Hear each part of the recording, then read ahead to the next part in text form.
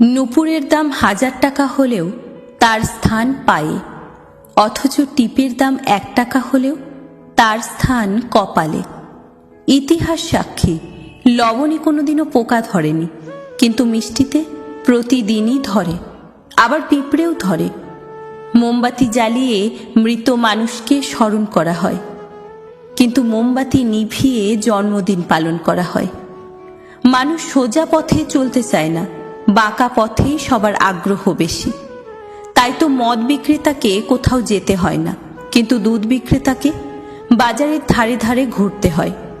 আমরা সর্বদা দুধ বিক্রেতাকে বলে থাকি, দুধে জল মেশাননি তো, অথচ মানুষ মদে জল মিশিয়ে খায়।